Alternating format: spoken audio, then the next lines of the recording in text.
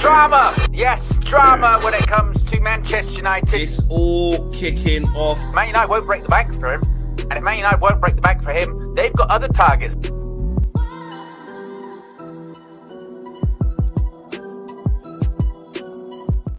The boy is going nowhere. He stays here at Le Carrington. That's where Kobbie Mainoo is staying, at Le Carrington. There was all the noise when Ruben Amorim was the head coach. There was free Kobbie t-shirts, which, listen, I thought it was a bit too far. That shouldn't have happened. But I agreed with the fact that Kobbie Mainoo should be playing more football. I think that was something that most Man United fans agreed with. Not all, because some sold their soul for Amorim to say he's right, we don't need Kobbie, let him go, hyped up kid, and all of that stuff. That was part of it. And what we can see now is Kobbie enjoying. See Jamie Carragher break it down on Monday Night Football. Man run the furthest. Thought he couldn't run. Thought he couldn't move. Thought he couldn't do this. Thought he couldn't do that. He has to compete with Bruno Fernandes, somebody once told us. And look at that. With a little bit of belief from Michael Carrick. A little bit of enthusiasm, confidence given to him. Immediately, the kid is thriving.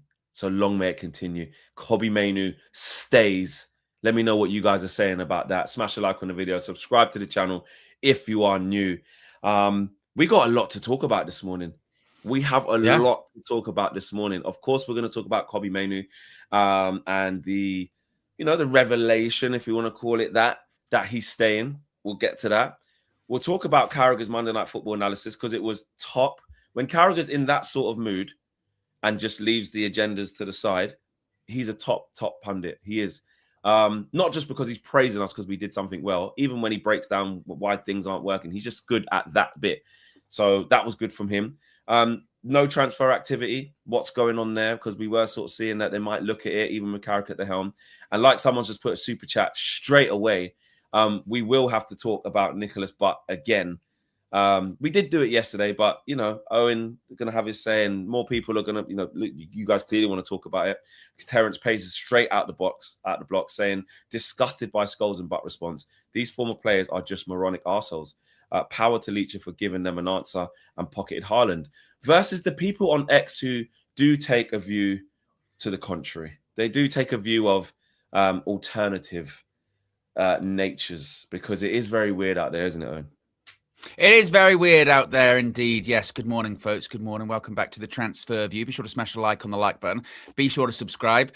There is no transfer activity seemingly going to happen for Manchester United in January, but there could be activity for all of you, yeah? It's difficult at the start of the year. It's important to stay active, get up and about, get moving, brace the conditions, brace the weather, embrace your New Year's resolutions, and stay optimized. And here's how you can do it. Today's video is sponsored by our friends at Oxford Natural and their all-new natural supplement, Optimum Day and Night. Thousands across the UK, USA and beyond are smashing their health goals with Oxford Natural. Optimum Day gives you steady energy, curbs your cravings and keeps your metabolism firing all day. Optimum Night helps you relax, get restorative sleep, recover and keep burning fat while you rest. It's not a magic pill, but it will help you reach your health goals. Check out some of the incredible results. Two of our own, Owen, lost over 100 pounds in 10 months and KG dropped 30 pounds in 4 months. In 8 months, football legend Michael Owen lost 35 pounds and Robbie from AFTV, Don Robbie, lost over 80 pounds. And in 6 months, Anita, an award-winning immigration lawyer, lost 44 pounds. And Linda, a law firm executive, lost over 50 pounds. No gimmicks, no needles, just results. Oxford Natural, let's get to work.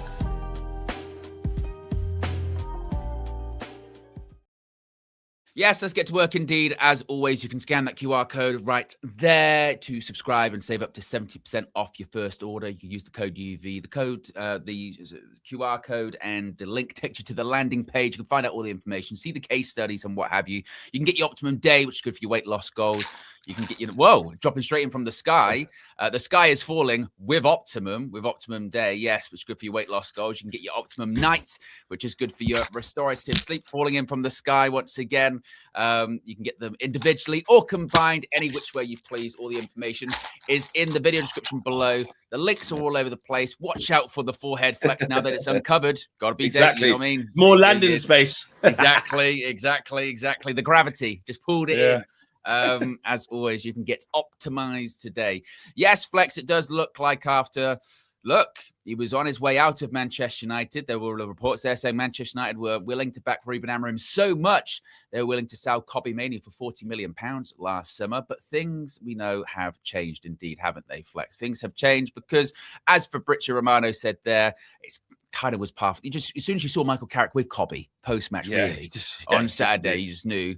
But it says there Kobbie Mainoo is expected to stay at Manchester United after what is being described as instant trust, Fleck. Instant trust by Michael Carrick. Literally is that. Yeah. Mainoo was considering a loan move away to play on a regular basis and develop, never a permanent exit from Manchester United. But his contract situation does remain a key topic in the next months because it still will. It was kind of it was a bit of a double whammy, wasn't it, with Kobbie? Because there was the he's not really playing. Ruben doesn't really fancy him, doesn't think he can play in the system, blah, blah, blah.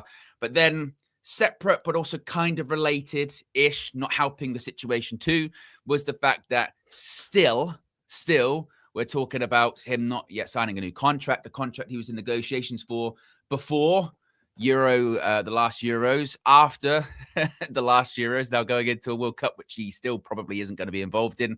Still haven't figured out that contract situation. Now, there was a piece by Jamie Carragher last night on Monday Night Football, which of course has got a lot of people talking, where it's this graphic here where it says Kobbie Mainoo covered the most distance in a game out of possession by a Man United player this season versus Manchester City. As you can see right there, Kobbie's at the top with 7.9 kilometers. Second is Ugarte. Interestingly, 3 of the 5 are in that Saturday game, and the other 2 are in the December game there. But it's led to a lot of people saying, Flexi. There's people saying that 4 of them there's 4 of the City. Excuse me, 4 out of the 6 there are in the City Amazing. game. It's led to a lot of people going, see, I thought he couldn't run this, that, and the other.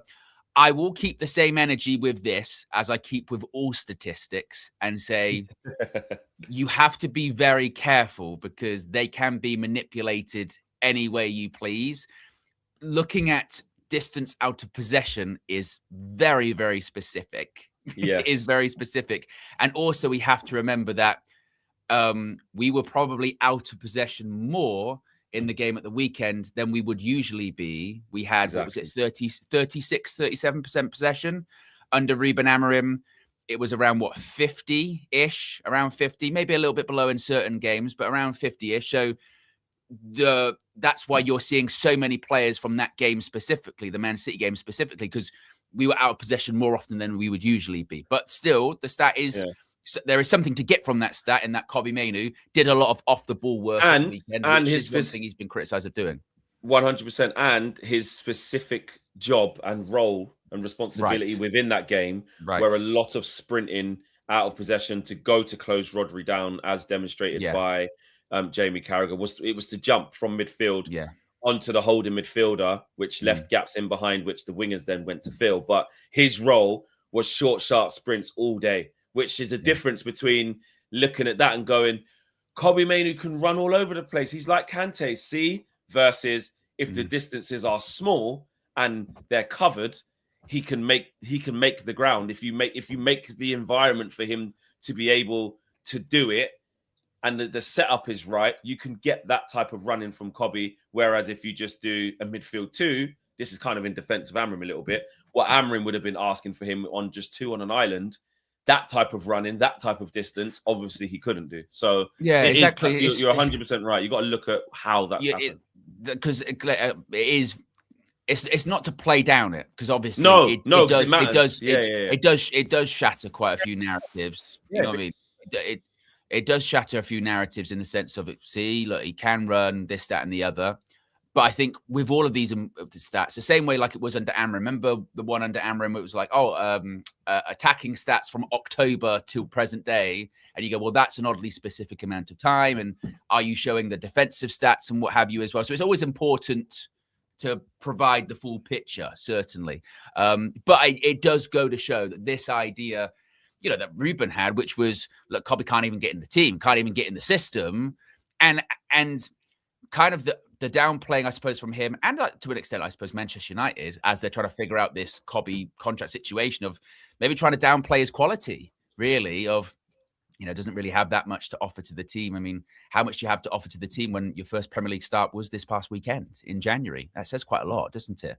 And it's been shown that he does have something to offer, which I think was known before, but because you're so desperate for things to work out, you go, oh, maybe they are right. Maybe Kobbie is overrated. Maybe Kobbie is overhyped in this and the other. But it's also one game, isn't it? You got to see this consistently too. Are we going to see it against Arsenal? Are we going to see it against Fulham, et cetera, et cetera? But it's an interesting one, no doubt about that, Flex. And now the question is, will he stay? Do you think he stays? See, because the next bit is interesting of what happens after Michael Carrick. Or as some people, again, this is not me joking about it. I have to put my caveats out there. This is not me joking about it or referencing a joke about Michael Carrick getting the job. This is me discussing what would happen if Manchester United decided to give Michael Carrick the role or move on. Because in the context of Kobbie, we have to talk about that. Okay, I am not joking about Carrick getting the job. Got to put that out there. If Man United decide, if Kobbie's going to play under Carrick, okay, so unless there's injuries to him, I think he's got, like, say, instant trust.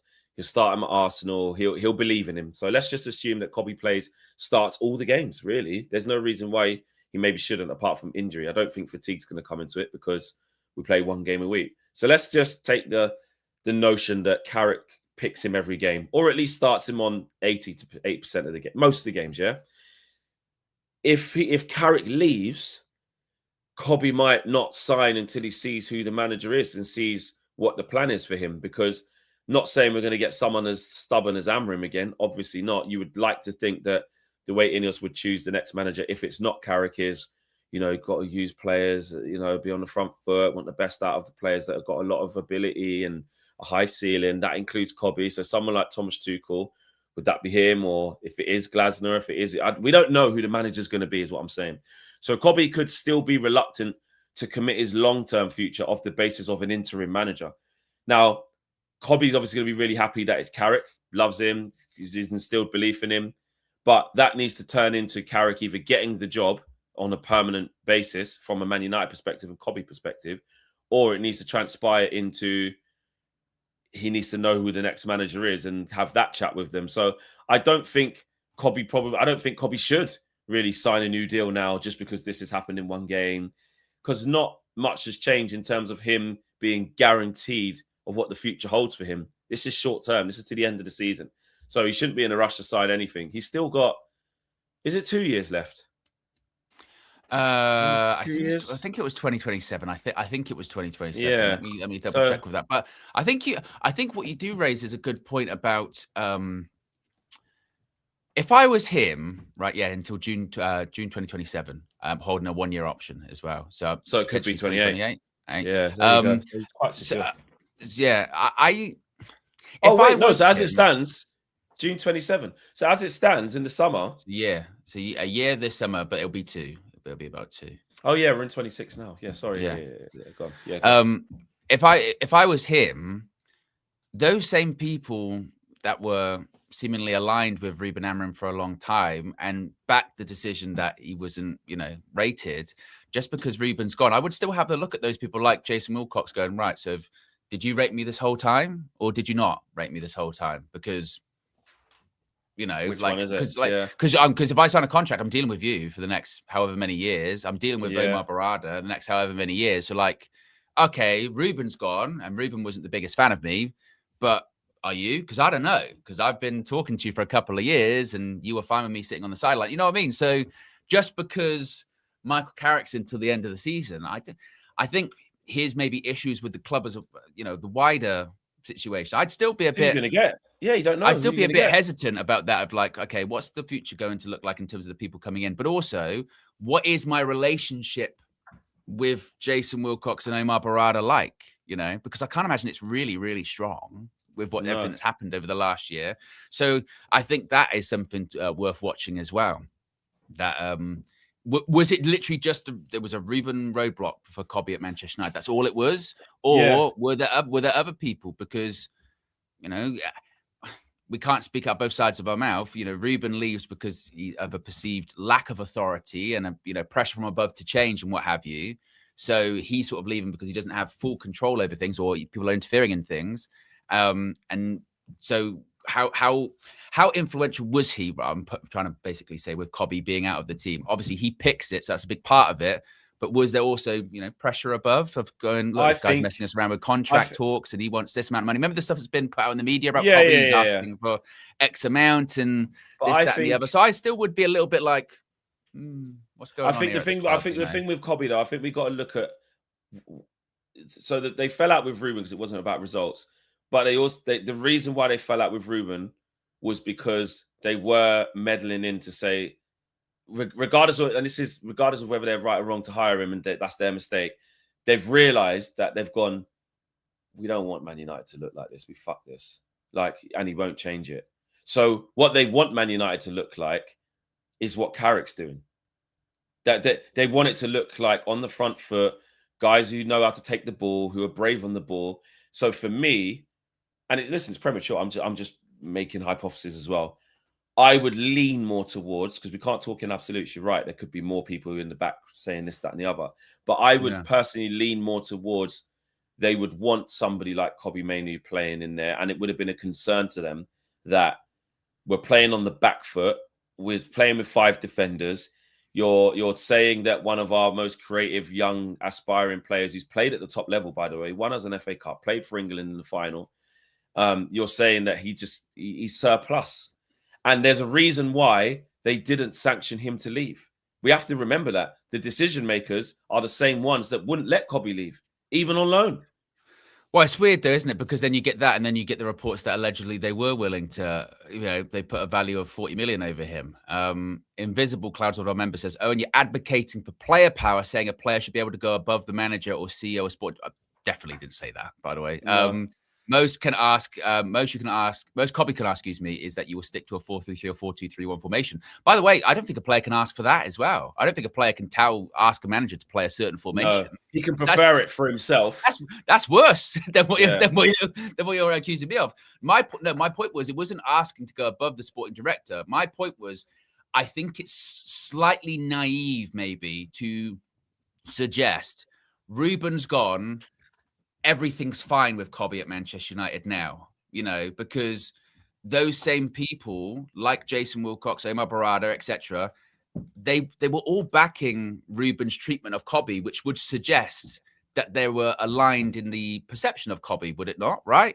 So just because Ruben's gone, if I was Kobbie Mainoo, I would still be looking at those people above, just sort of checking. I think I would need to have conversations with them as well, just to be like, 100%. If I'm going to commit my future here, I'm not going crazy here just to think that, how do you view me? Because Ruben's gone and Carrick's here, but Carrick will be gone. You're still here. So my relationship with you is very important. The relationship between Kobbie and Jason Wilcox is really important because, he is in the ear of the coach. He is in the ear of all of these people. And he would be involved, I would assume, with these talks about contracts and all this kind of stuff. It's very important.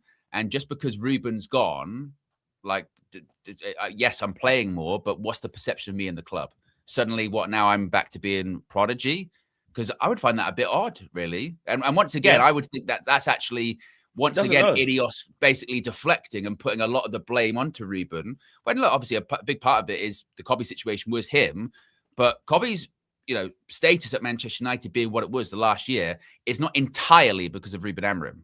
I think that does a disservice. It is because these contract talks have been rumbling on for a long time. But do you know what? I do think the status of him is because of Ruben Amorim entirely, 90%, because he's the one who's not, they could have still, him not signing the contract doesn't mean that he wouldn't have played. If he was still not signing the contract, if we had Ollie now and he was playing every game but hadn't signed the contract, we wouldn't. The status of him wouldn't have fallen down. He would still be in the England squad if he was playing well. The status of him dropping where he can't even get a sniff for England, no confidence, not playing any games. That is on Ruben, because Ruben said, "I see you as competing with Bruno Fernandes."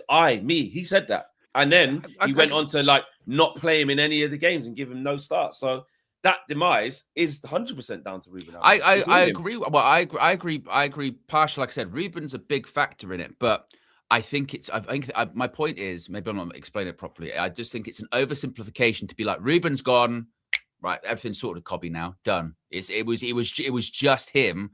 Whereas I do think these issues, well, they have been bubbling for a while, haven't they? Ruben definitely made things worse because he clearly didn't think he fit into the system and what have you. And like you said, that exacerbates the decline and really maybe forces the issue of he could leave here. Yeah. He really and might injury. leave. We ain't spoke about that. And injury. A lot of the time he actually wasn't available. Yeah, but I don't think we can. I'm not even the biggest Ruben fan, but I don't think we can just go all the biggest issue. The whole thing with Kobbie at United was all Ruben Amorim, because he's a big part of it. But that issue has been there for a bit. You know, when he came back from the Euros, it was a thing. You know what I mean? And like, the issue of whether he will sign or will he, won't he? That issue was there before, because it just was, like you said, it just was. And at the time when it first became a thing, because remember, like someone just said there, he was still playing under Ruben last year. He played a lot more games this year. It was only when Ruben decided to get 2 10s that he thought was better than Ruben last year. Told us, if we just do a timeline, Ruben told us essentially that when you think back, he was only using him further forward because of what he had. And he decided in the summer, along with, like you say, this is where you got to say Jason Wilcox and that was still part of it. They decided to get Cunha and Mbeumo for Ruben, which immediately displaced Kobbie from the 10s. But then what Ruben went with was that now I see Kobbie as competing with Bruno in that left 8 or left 6, whatever you want to call it, in that old system, yeah? I don't see him as Ugarte and I don't see him as Casemiro. I only see him as the attacking one out of the 2 who sit back behind the 2 10s.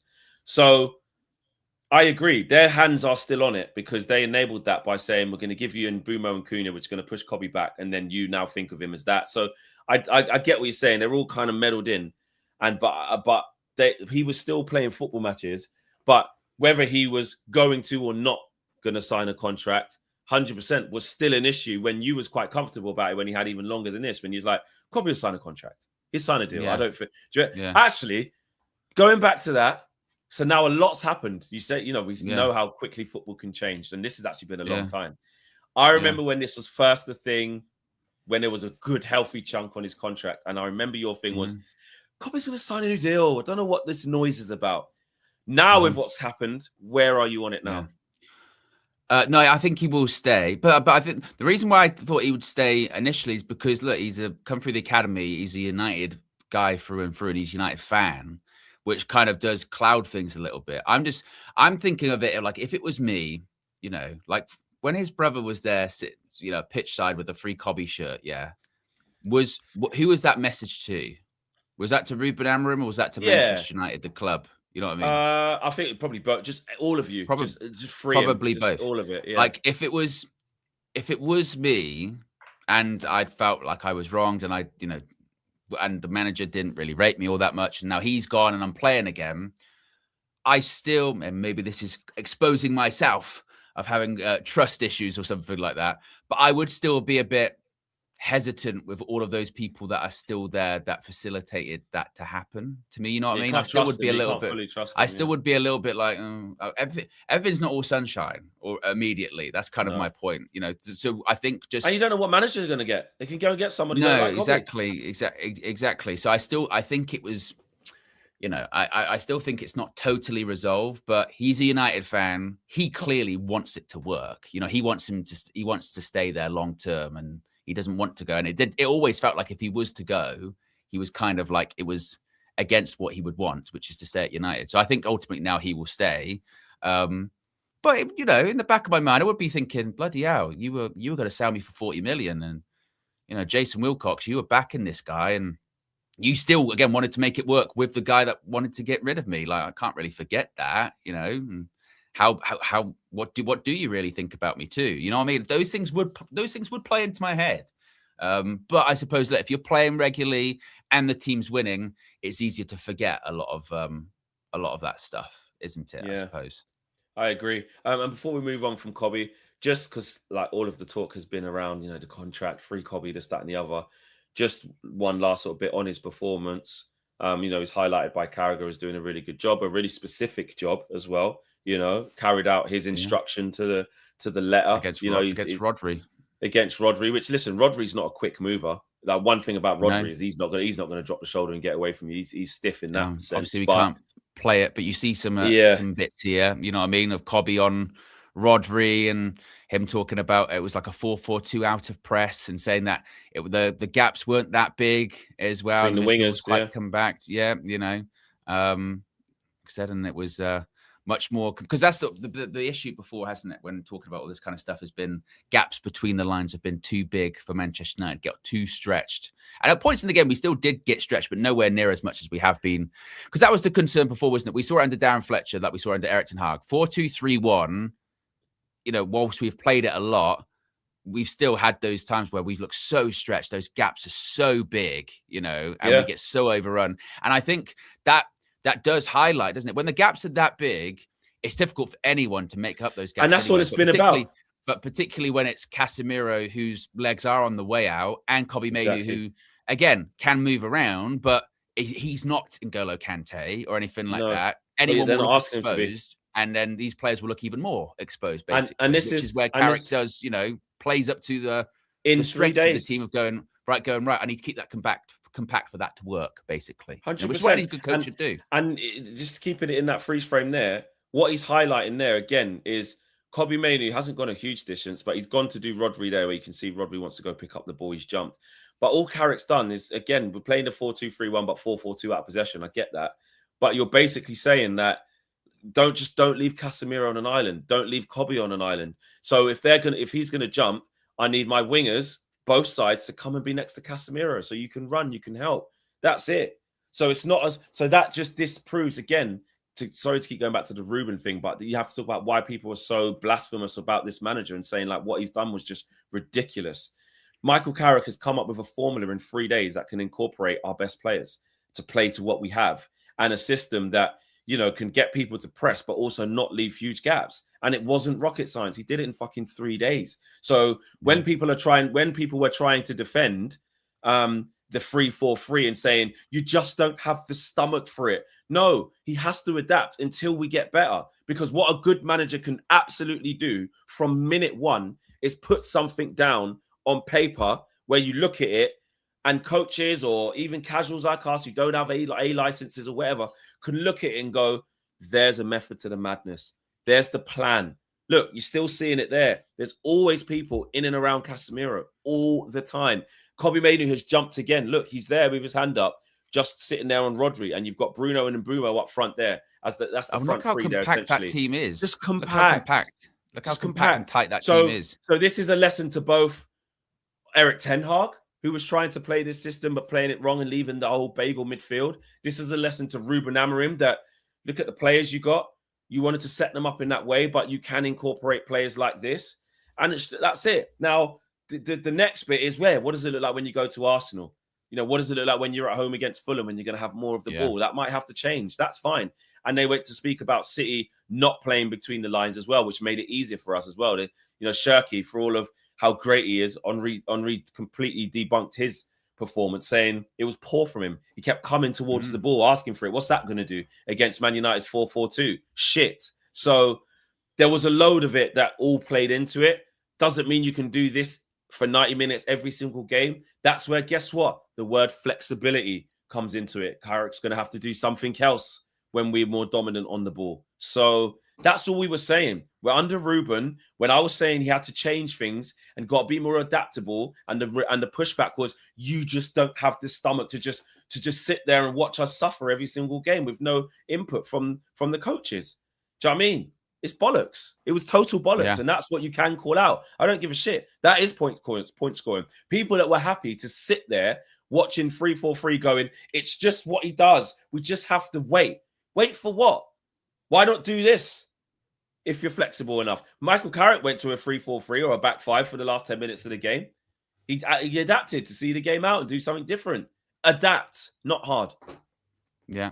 No, it's true. It's true. And it was good by Jamie Carragher on Monday Night Football. It's weird, isn't it? Because obviously he's got the agenda against Man United because being the Liverpool player. But sometimes it does take it for all this talk at the moment, isn't there, about ex-players and this, that, and the other. Sometimes it does take. You can't really describe Carragher as impartial, but sometimes you do have to take someone outside of Manchester United to kind of provide some analysis. And it just goes to show what we were sort of. It goes to show what we were saying at the weekend, wasn't it? When what we were saying before about it wasn't just when people say, "Oh, it was counter-attack," and that's what it was. It was just Man United just played on the counter-attack. No, you see in the breakdown there that we mentioned, this was a very well thought out and well executed game plan by Manchester United, by Michael Carrick and his coach and his coaching staff. They saw the best way to win. And this is the critical thing. This is the difference from, say, Ruben, is Ruben's, I think, mindset was, okay, we've got a game plan to win, but it's based around our philosophy, our 3-4-3, this setup, this framework. And I suppose the difference with Carrick's coaching staff, which it is easier to do because you've got a finite amount of time, you're not going to implement a big tactical overhaul. You are there just to get results. So it is, what is the best way to get results for me moving forward?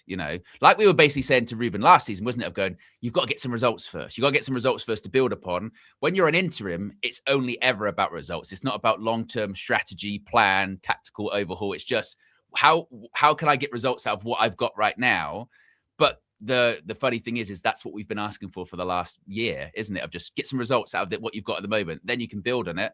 And the way to get results with what we've got as a squad is 4-2-3-1, play compact, play on the transition, play with runners in behind. And you can beat, and they are still decent players, and you can win games in the Premier League. And the blueprints there against Man City. I mean, Ole Gunnar Solskjaer basically wrote it, didn't he? We've called Michael Carrick a big part of that on the coaching staff at the time. That the way you beat City is you don't have a lot of possession. You don't have to sit back and do a low block or anything like that. You just have to make sure you win it in the right spaces, and then when you do win it, it's out your feet straight away. See if you can switch the play. See if you can get the ball over the top. You're going to be given offside a bunch of times, but it is what it is. Eventually, you won't be. Hold your run. Eventually, you will get counter-attack. And then get a bit of luck with your defending. Try and nullify them as best as you can, and then you'll pick them off. And that's what it is. Now, it's a different game plan against Arsenal, and this is why you say it's one game, because the real challenge is doing it against when we play Fulham. Can you play like that against Fulham? Maybe not. You got to be a bit more on the front foot. And what you're going to do then? Ole Gunnar Solskjaer team struggled when you had to be a little bit more on the front foot and a little bit more controlling of the game. And those Kobbie running statistics will probably go down because we'll have more possession. So that is where it is going to be really interesting over the next few weeks, is to see, can you maybe not replicate that performance, because that might be quite specific to that City game. But can you replicate the result? Can you replicate the endeavor shown in the performance? Can you replicate the intensity when required? So that's going to be the really interesting thing. What do you think? This is a bit. Go on. I was going to say, because if you do play against Fulham and it's what we're used to and it's a dross, then you will just go, "Wow, they were just up for the derby." 100%. Yeah, and that's why we can't get too giddy. I mean, people did it on the red carpet yesterday, but that's why we can't just think we're automatically going to go and smash Arsenal. Then Fulham are going to hold licks. Then this, then that. And don't get me wrong, I'm not. Normally, my thing is we're definitely going to the Emirates, and obviously we're going to lose. I don't think that. I don't think we're going to lose at Emirates. I think we get a draw. Yeah. You know what I mean? Wow. KG, we're winning. We're winning. Exactly. You know what I mean? And listen, I don't always predict a win, by the way. Yeah, that's fine. I think it will be a draw, but listen, exactly. I think we'll get a draw, but the win is I've believed it more than I've ever believed it in ages. But it is a bit previewy, because we will do this later on in the week. But just because you brought it up, what do you think the differences will be? What do we think the differences will be, sort of playing that City team versus going to the Emirates? I think the first thing will be players in between the lines immediately, because Odegaard will work in that space, and so will Rice. And, Zubimendi is the deeper one. So those two instantly will be in between those little gaps we were trying to keep. So how would we react to Odegaard trying to get on the ball in those half spaces? That's be a plan for that. He likes to link up with Saka coming into that bit as well. So there's an instantly two big differences. Obviously, the set pieces and the physicality from the centre backs and how they are with that. How do we deal with that? Yeah. Arsenal will keep the ball probably more than us. So there's some similarities and there's some differences as well. Yeah, there's similarities and differences. Arsenal are, I think, much more pragmatic than City, aren't they? You know what I mean? They play with an inverted fullback that comes into midfield. Yeah, they can be a lot more pragmatic. I think, even though one of City's better chances came from a set piece at Old Trafford after Lomans had, tipped it around the post when he didn't necessarily need to. Arsenal obviously posed much more of a threat from set pieces than City did at the weekend. Which is something we'll have to contend with. And obviously, it's the obvious one. We're away from home. That you were there at Old Trafford. It was rocking, wasn't it? It was rocking from minute one. When they were showing that level of intensity, they were up for it. And that's kind of symbiotic with the performance, isn't it? It Spurs, it matched the level, the crowd matched the level of energy that the players were given. And that relationship was strong. Obviously, being away from home, you're not going to get that. And you're going to have to ride tougher storms, which...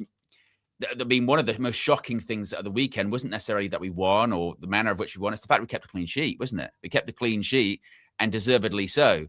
Away at the Emirates, we're probably going to have to rely on Lomans a bit more to make some top saves, I think, and maybe get a bit of luck. But in terms of the overarching game plan, I suppose maybe not too much would change in that regard. It still will be, beyond the transition. Maybe you can't press them as intensely because you're away as opposed to being at home. You're going to have to be a bit more pick your moments. Because when you're at home, you can go a bit hell for leather, can't you? Because the crowd get after away, you, Yeah, you have to be a really confident team and a really well-oiled team. And you have to be used to operating at that level to really believe you can go away and go after someone. And that is interesting. Again, I know it's a bit previous, but it will be interesting to see because there should be some bit of it where you do take that confidence to shock Arsenal, to go after them a bit. But you got to get that balance of that Arsenal don't really like it when you sit in, you're compact, you keep your shape, you slot across the pitch side to side, and you spring quickly. So it is a different type of skill set. I agree, but we'll talk about that, of course, later in the week as we start to preview the game. What likes are we on, actually? How disgraceful are you guys being this morning? We're at 237. 237. We got over 1,000 people. We can get to 500 easily. 100%. We can get to 500. Yes, if you haven't already, click that like button, and also be sure to subscribe. Australia road to 210,000 subscribers. This was a bit of an interesting one this morning, Flex. You said this to me. I did see it beforehand as well about Patrick Dorgu. Of course, so many people talking about Dorgu at the moment, and really what a revelation he's been, not just obviously in the Manchester derby, but he's actually been doing it for weeks at this point, hasn't he, in that sort of advanced role, which started under Amorim, and then Amorim took him away from it, and then which was like, oh, that's weird, and now he's gone back into it. Amorim's struggling as well, didn't he? Yeah, Stephen Ralston from the Manchester Evening News has said that senior Manchester United figures were unhappy with Ruben Amorim calling Patrick Dorgu anxious. Dorgu has responded in training, aiming to prove Amorim wrong. One source said he has done loads of extras and credited him for working really hard. There has been a focus on improving his crossing in training, which, look, his crossing definitely does need improvement. I think has improved. He got an assist recently, didn't he? With an emphasis on perfecting his technique during sessions at Carrington. Bruno Fernandes, along with other members of Manchester United senior leadership group, spoke to Dorgu following Ruben Amorim's criticism. Dorgu also received support from Aidan Heaven, Lenny Yoro, and Kobbie Mainoo, who are the players closest to him in the dressing room. And do you know what? This is why I'll be doing it from a position of I'm not playing either, mate. Yeah, I can't remember when it was. I think it was a couple of months ago. When I was sort of saying to the chat at the time, because they were going in on Dorgu, this, that, and the other. My thing with Dorgu was that he's like 20, 21, maybe. He's a really young guy. I still sort of go to I think he was put in a really difficult position of like, right, you're 20, you're Manchester United started left wing back, and you just go, whoa.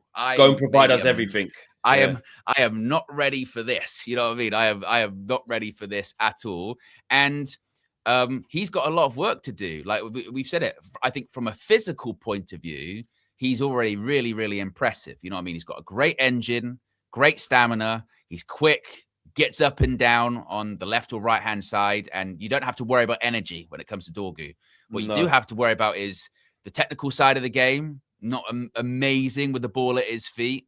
Can travel with the ball, okay, but not great with the ball at his feet. Sometimes his passing can be wayward, and he can be a bit rash. He can be a bit rash, you know. I think with the ball at his feet, he's all right. I think with the ball at his feet, he's actually good because he's a good dribbler. He's a powerful dribbler, and he evades challenges. I think he's good with the ball at his feet. I just think his final action. I just think like what you said there, his quality on his final action, whether that's the shot, more importantly, been the crosses and the final decision making. And I think Amorim was maybe, I can see why they didn't want him to say he was anxious in public.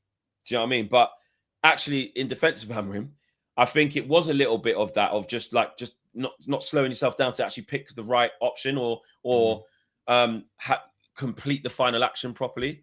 So I think, yeah. Which if you're 21, that's perfectly understandable, isn't it? I mean, there are so many players like that. Joined, I mean, he's been here a year now. He signed in January. Yeah. We kind of forget that, don't we? So, it is one of those ones where, and this is where it is difficult for these young players coming into this team. This is why I'm so sort of reluctant when it comes to some academy players, because think of what he stepped into. He stepped in last year into like the worst Manchester United team in Premier League history. And he got painted with that brush of, rubbish, absolutely terrible, after a couple of months. And you do have to sort of go, wow, whoa, let's be a bit careful here. And maybe his future is that he isn't this, defender. His best games for United have been further forward. It's not just because he scored a goal at the weekend. In terms of performances, his performances have been good for the last few weeks. So now here's hoping that with a bit of confidence, a bit of belief from obviously Michael Carrick being there, and heck, maybe playing further forward. Because you would say, and this is remarkable to say, because even Mateus Cunha came on and got an assist against City, and really, and really should have got two. But you would still say, well, that front three, maybe you keep the same against Arsenal, which is a credit to Dorgu, which is a credit to how 100%. Well he's been playing, which is remarkable when you think about it. Because if you think about it again, with Saka going up and down that side and Ben White, they want to combine. You need a disruptor out there. You need someone who's going to absolutely run their backside off. And not saying that Cunha won't, because he works really hard as well. Cunha, he's physical, but Dorgu is, I think, probably a little bit above that in terms of the physicality and really just, I saw a clip of the goal when from an alternative side of the Bobby Charlton stand when Bruno gave the ball to Mbeumo on that counter attack fast break where they're like the red arrows, and it was a good foot race between Semenyo and Dorgu that were just kind of running in a straight line to go. He was running to get back, obviously Dorgu ran to get forward. And he's super quick. Like Dorgu's quick, man. Dorgu's a powerful runner. So, I think it's going to be interesting to see that. But I've criticised him, at the times where we've said the lack of quality, and there was a point where Dalla was playing left back, like you say, left wing back when Dorgu was sitting for a little bit because we were like, Amorim said he was anxious, and we saw that in some of his performances where the quality wasn't there. But now he's got confidence. Some of his raw attributes and his natural attributes are the cream's rising to the top, and the confidence is allowing him to make better decisions and show a better account of himself as well as just time. So, he's in a good moment, man. He's in a good moment. Long may that continue with him. Yeah. And also, I think the positive thing with having someone that starts off as a left wing back or a right back or whatever is they're obviously not afraid of doing the defensive work, which is also critical against City too. It's obviously people talk about him scoring the goal and his running forward, but it's also his running back. He obviously will get back in, will defend. He doesn't shirk his defensive responsibilities at all, and that's really, really important. So. And he's young, so I'm sure there'll be games now going forward for the rest of the season where you go, he's still very raw, still not great, still needs to improve on the technical side of things. But it does just go to show that, and I put myself into this, sometimes we can be really quick to judge a player when they've not barely been here a year and they're 20 of like, they're awful. And you sort of have to go, well, we don't really know that yet, do we? And as we've also seen, the line between being terrible and just not being used correctly or used to extenuate your positives, that's very thin, isn't it? That line is actually very, very thin and sometimes not easy to see as well. So long may it continue for him, because again, super impressive. And once again, hopefully this is going to be one of those ones where you look at Ineos and you say, wow, I suppose you did get that recruitment, decision right. Dorgu, 20 odd million pounds. If he turns into what you hope he can, again, he's only 20. So in a couple of years' time, you go, oh, wow, look at that. That was a good bit of business. So yeah, massive credit to him. And hopefully he can keep that up. And it gives us options in those attacking areas. At a time which we're saying, if we're going to go to 4-2-3-1, we need wingers. Where are the wingers? Where are we going to get the wingers? Well, we guess we kind of found one in Patrick Dorgu, which we didn't think we had necessarily in terms of a winger. And it provides competition for Matheus Cunha. It's something different from Matheus Cunha as well, which I will still push back on. I remember before was it the Brighton game? The chat would let me know. I was having a big argument with the chat. The chat was going in on Matheus Cunha flex. He's got nothing to offer. Oh, yeah, like just writing him off, saying his shit and this, that, yeah, and nothing. No. And the big argument was he's not creative. He's not a creative player, not a creative player at all. Should have got 2 assists at the weekend. Yeah, and I think, and that's the thing with Cunha. I don't think it's a how do you call it? It's not like a write-off thing with him. I don't. What you call it in the thingy? What do you call it in the thingy? I forgot. There you go. Yep. There you go. It's not a write-off thing with him. It's just like observations and sort of assessment of how he's been. The wrap-up heaven says Cunha has underperformed. Let's be real. Cunha as a super sub makes sense. It's 1993. But that wasn't the argument. The argument at the time was that he wasn't creative. Like, he wasn't a creative player and wasn't offering stuff. It wasn't necessarily a case of like he was. And I still feel like this thing of like, he's not a flop. It's too early to say that. You know what I mean? He's not a flop. Yeah. But it was this narrative that basically he's not a creative player. And my thing was, well, he's an attacking player. By definition, he'll be creative. He'll create chances for people. That's what he's also there to do. And again, it's this thing of 6 months in, are we willing to kind of write off Matheus Cunha already? We're kind of getting onto him already of, he's not good enough. And he is greedy, don't get me wrong, and needs to pass earlier. Yeah. But and look, there's the instruction setting up people there. I think it's a bit early to be like, hey, he's better than he's not as good as he thinks he is, and he doesn't create for anyone, and this, that, and the other. I sort of go, again, we can't be. We're so quick to write some of the players off, and then that's when you're so quick to write some of the players off. That's how you get into that territory of when they do an assist at the weekend, you almost feel not bad, but you're like, oh, I get. Well, I still haven't changed my mind. You know what I mean? Yeah, you get into that you back kind yourself of thing. into a corner. You back yourself there into a corner. Yeah. And you just don't need to. No, I agree. Again, like I said, I'm not afraid to. I try not to. We all try it. I try not to have agendas, positive or negative. I try to call it. And as much as I love Cunha, I think he's wicked. I was noticing things in his game. I was noticing holding on to the ball too long. I was noticing trying too hard. Noticing that actually the output maybe hasn't been where I thought it would be.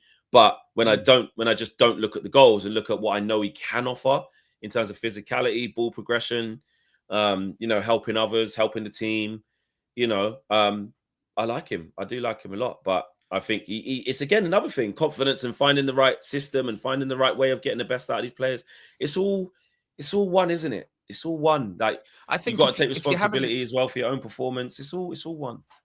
Yeah, if we're having this conversation in a year's time, that's when you go, maybe this isn't working out with Cunha. You know what I mean? End of the season, he might be on the chopping block. 2 years, but I think 6 months or halfway into the first season, when it has been quite tumultuous at United, as is, obviously the coach is gone. We started with a system, then kind of half switched to a system. Now we've gone definitely to another system. I'm a bit like, I don't know if it should be gotten onto him that much. I think there's definitely room for criticism and room for, demanding of improvement. But this sort of writing off, I just think is a bit, was that a good signing? What does he have to offer? And I just think the season still will play out, I think. And I think some of those narratives will be shattered a little bit, I think, with Matheus Cunha, particularly with this, where we played at the weekend. if he carries on like that, bloody hell. So yeah, we'll see. We'll see with Cunha. We shall see. In terms of the no transfer activity, yes. What do we have on that? What's it looking like? It's Tuesday, so it's the transfer deal sheet day, of course. So they've done a bit on all of the clubs. Man United, not a lot of info really in the deal sheet. A couple of exits like Tyler Fredrickson and what have you, but they sort of said that Man United not planning to make any moves in the transfer window, so there won't be much need for Michael Carrick to have a say on immediate business. I know that Fabrizio tried to sort of play up the other day that Carrick's going to be sat down and they're going to have conversation, or he'll have conversations about what they're going to bring in. All of these sort of big publications like The Athletic, and to be fair, Ruben didn't shy away from it in his last couple of press conferences where he said, "There's no talks. there's no talks about players." And I know obviously things can change quite quickly. So if a player did become available or a loan player did become available right at the end of the window, then maybe something could happen, but. Even the exits, like you see here, Ajax made an inquiry over Ugarte, but deal was considered unlikely. It was same said about Joshua Zirkzee, that basically United are like, no, we might keep him just for the extra body. There was some links to obviously that RB Leipzig winger that a lot of people are interested in, but the asking price is 100 million euros. So good as well. So basically the thing is that it's really, really unlikely. I think there might be maybe in the dying days of the window, maybe someone does come up on loan. Maybe that. Well, happens, Crookie in the last few minutes. I've got a show with Crookie later. Oh, actually, no, he's covering Simon Jordan because he's sick, so Crookie's not on my show. But I'll drop him a message. But Crookie's just said, he said at Man United, I've got the name of a couple of potential targets that I'm just working on double sourcing. I think if they bring anybody in, it will be a midfielder, probably more likely to be a loan deal, like he's just saying. I just think that I've never really had high expectations or any expectations really of this window, to be honest with you. So to me, it was always Ineos ain't getting anyone. We have heard the line many times about if a main target becomes available that one of the rivals are trying to get, then they'll try and get him. But last time we checked, Belay was not going anywhere this summer, this winter. Neither is Anderson or any other top targets we thought. Obviously, we did try to go and get Semenyo, so that's in line with if other people try to get them, we'll move. He didn't want to come. So, yeah. Well, and nothing's just because we beat Man City at the weekend. Nothing's changed with my perception of Ineos as well. Like, no. When all of these things come out, like, well, if the right target becomes available, I don't believe you. You know what I mean? I don't believe you. You are still a bunch of liars. So, because a lot of things they've said publicly on record, like Wilcox or Barada or Sir Jim, they've gone against it several times, already. So, when it comes to, well, if the right person becomes available, well, that they're probably not going to become available. Like Elliot Anderson's not going to become available. So just say you're not going to get anyone in January. You're not going to get anyone, So there might be a loan. Maybe, get a midfielder in. Cool. Okay. They'll throw Michael Carrick a bone in that regard. But still, the pressure still does absolutely need to be on Ineos. Still does absolutely need to be on the Glazers, just because obviously we made the change and it has worked out. And we won that game at the weekend against Manchester City and the performance was great. It still doesn't cover up what has been ineptitude from Ineos for 2 years. And what feels like, particularly with the performance that we got at the weekend and the result, it feels like, a wasted year, doesn't it? Of like, we could have been doing that for a year. We could have been doing this. Exactly. We could have been doing, for all of your rebuilds and stuff like that, we could have been actually, with, a coach that was trying to get the best out of the players or whatever, we could be a bit further forward than we are right now, right? So don't let it, just because we got that result and we're happy about it, don't let it mask what is feels like wasted time. Wasted time where we could have been, if we'd have, they've halted us. If Ineos had got things right, who knows where we could have been this season with the league playing out as it is. We still might get a Champions League, but could have been higher up. Hypothetical again. Exactly. Could have, should have, would have. Yeah, exactly. I think we're covered. For today. I bet we didn't get to 500 likes, you criminals. 307. Come on, people. 307. I'll On tell the you way what, out. if what is worth a like, and for those that haven't seen it, the clips on our social media, if you missed last night's red carpet, KG got someone thought KG was a drug dealer and tried to he was doing the show from his car. They tried to get in the back of his car and do some kind of illegal narcotics, transaction. And if you think that that is a bit or we're making it up, legitimately, that is 100% real. And KG was in a car, I guess, in like near a building in an alleyway because he was going to do his podcast afterwards. And someone got in the car thinking he was a drug dealer. So if that's not worth a like, I don't know what is. And if that's not worth going back to watch last night, I don't know what is. Honestly, just complete and utter madness. Yeah, make sure. And that's his life. You know what I mean? That when you go, well, that doesn't happen to normal people. You're right. It doesn't. KG, the comedian, is not a normal person. You know what I mean? He's not. The stuff if you've just like followed him around and shadowed him on a daily basis, you would realize that's probably par for the course for him. Like in terms of the madness that he just gets into on a daily basis. It's incredible. He's doing his casting. You know what I mean? He's casting for whatever role he's got coming up. So there you go. There you go. And his response was, how do I look like a drug dealer? I've got a laptop. We were like, that does anything. Yeah. It's 2026, mate. Anything. Yeah. There you go. Right, guys, we will see you guys. What day is it today? It's Tuesday. So Flexing KG show later on today, unless KG has any other things I don't know about. Could be some high profile activities. Yeah, he's got to be. Actually, no, he did say he's got a big meeting with Pablo Escobar. Around that time. You know what I mean? So he might have to again call him off the phone. He might be on the jet or something like that. Maybe. Perhaps, yeah. We'll wait and see. But that should be tonight at 7 p.m. We'll see you then, guys. Take care. Peace.